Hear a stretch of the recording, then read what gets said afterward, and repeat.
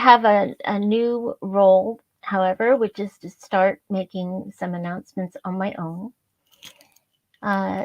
One of the biggest decisions that we've made lately has been to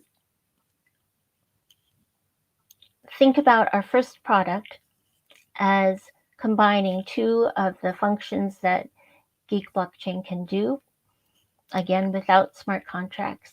And that is a two-in-one product of combining NFTs and the notary, the data attestation service. And so here's what I'd like to say about that. NFTs are widely discussed. They are a record that is associated with ownership of a file, essentially, a file that is preserved in this new data structure. So we've seen collectibles for NFTs, and they are ownership of files of images, essentially. And there's a mixed reaction about that. Some people see beyond the images, and I think those are the strongest proponents for continuing work on NFTs. And what I've always worried about is that we may be thinking about putting digital assets, including images, including materials that might lead naturally to copyrights, to royalties. People have even thought about putting high value digital assets on chain, like property, actual physical property, stocks, and so on.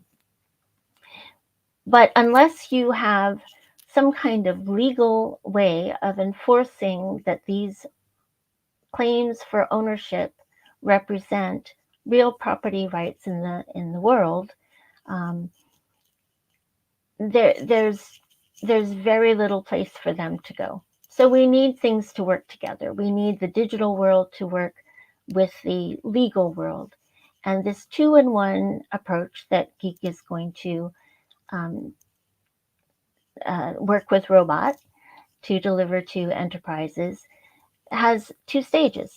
It, first of all, records the ownership of some digital asset on a blockchain, which hasn't been done before. That's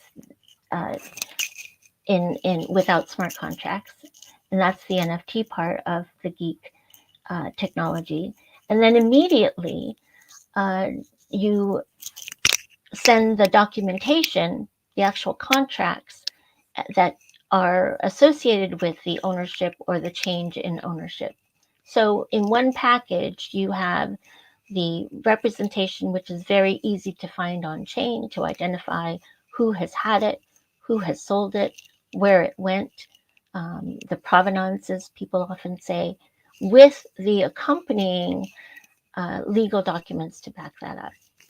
And we're really excited about bringing that first to enterprises who have thought about NFTs, but need a little bit of help, I think, in having the structure to put them in practice.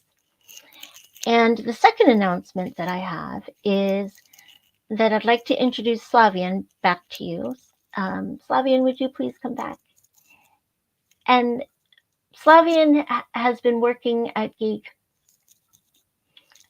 almost from the beginning.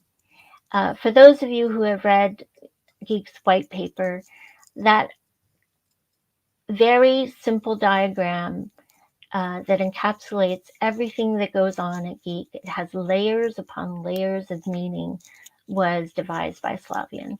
So he has understood Geeq's protocol and its possibilities for years. And I've been lucky enough to work with him in the past year very closely as we develop applications.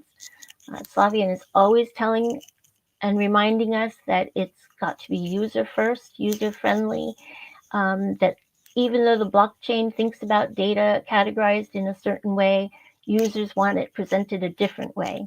And so I'm